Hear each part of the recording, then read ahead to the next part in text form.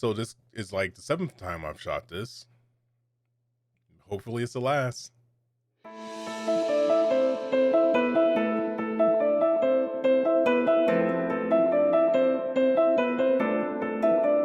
Welcome back, YouTube, to another Untitled vlog. My name is Kryptonite, and today we're going to talk about my full-time job, I guess. So outside of creating content, I am also a manager at a place of business where I work in the IT field. Look, I don't want to say what company I work for just yet because I'm still employed there, even though I am actively trying to get fired, and there's a reason for that.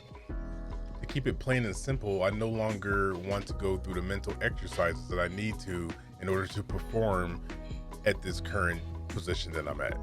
Keep in mind, it didn't start like this. This job description changed while I had it. Let me explain.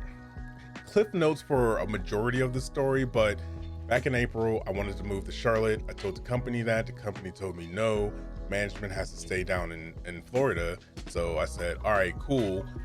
There's also another position in Charlotte that is like right up my alley that I would love. If I named the position, it would give away the company that I work for. And again, gotta wait for that. So I reached out to my manager's manager. I said, hey, this position that's up in Charlotte, I'm really passionate about. I know I would excel at this. I would be amazing at it. Very passionate. All the things that I no longer am about my job now, the job I have currently morphed. It wasn't always about babysitting. It wasn't always about holding hands. It wasn't always about watching the queue and watching the numbers, making sure that everything's getting done. It was more lead this group into the future. It was more look at the processes we have and see if we can make them better. We can expound upon things that we already done. Let's do that. That was what the position was supposed to be, and that's the position I signed up for. Regardless, I told my manager's manager that I wanted that position in Charlotte. He said, cool, I know people up in Charlotte. The guy who runs that department, we're good friends. Go ahead and reach out to him. Reached out to him, had the most amazing 1-hour conversation on Zoom that I've ever had because I hate talking on Zoom. I even have my camera on for this. You got to see all this. I was selling myself. I was all in. Everything, mind, heart. I was like, let's get this. This is mine. This position's mine. Like, I'm asking for it. I never asked for anything. They tell you to ask for stuff at work. I was like, this is it. Didn't even hesitate to just drop everything into it. January 5th came around and I got a call from my manager's manager for a meeting. In that meeting, he told me, hey, we're going a different way. You don't have the experience for this position. Sorry. So what essentially happened was he told me no to the position that I was geeked about.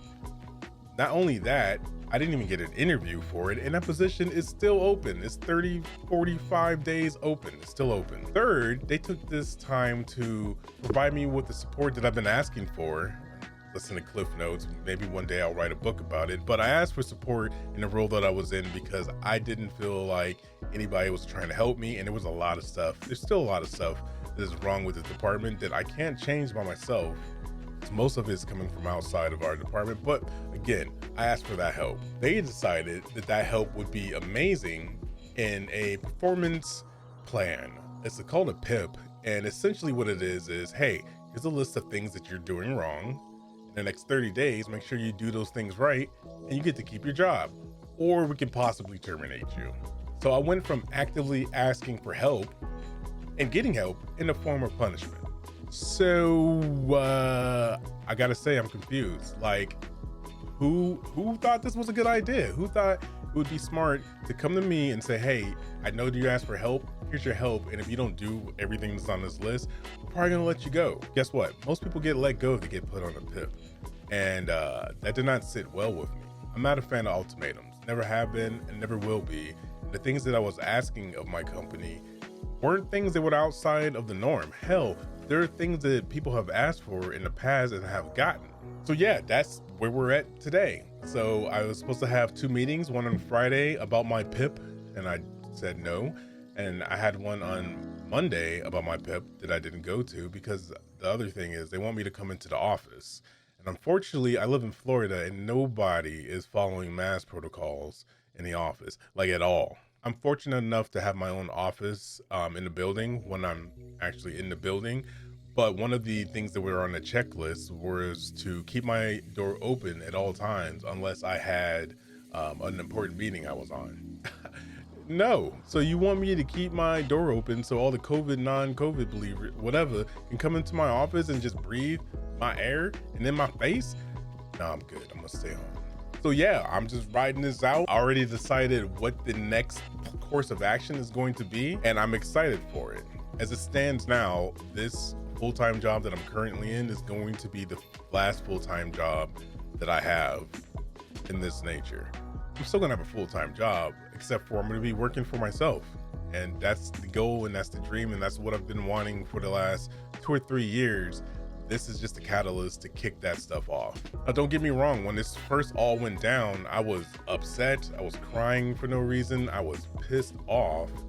I was a wreck. But now that I've stepped back, looked at the situation, had a moment of clarity, talked to my support system, especially my wife, we have a plan to put together something super awesome that I've been wanting to do for years. I was just afraid to do it because, you know, full-time job, you got insurance, you got a family to worry about. I should have been talking about my idea more often than I have been. I should have been manifesting this way longer ago, but you know what? Everything happens for a reason, and the time is now, and I'm grateful for it. So there'll be a few things that'll change as far as my content schedule goes and what I'm doing. I will definitely start doing daily streams. I'm actually gonna do one for the launch of season 12 of Apex Legends. I cannot wait for that. And I'm also looking into a way to help people, give back to people, get people's minds in a state of creativity and prospering and building themselves up. I know that sounds vague as hell, but trust me, I have a plan and it's gonna be amazing, and I cannot wait to share it. I'll just say this: with my background in psychology, my background in content creation, and my background in the corporate world, and seeing how all these different mindsets interact and the trials and tribulations that come with that, I have an amazing thing to share with the world, and I'm going to share it. So there you have it. That is everything in a nutshell. Your boy's about to get fired from his full-time job. Could not be more excited for it. Daytime streams are going to be happening, and another layer of content creation is in the works, and I cannot wait to share it with you. So if you haven't already, go ahead and hit that subscribe button. Go ahead and get all this content as it comes out. There'll at least be one video a week for the foreseeable future, but I'm sure the other content thing is going to creep itself in there. So make sure that you have that notification bell on so you know when my videos go live, and sit back and relax and enjoy this ride with me. As always, protect your mental, keep creating content, and I'll talk to you in the next one. Have a good week.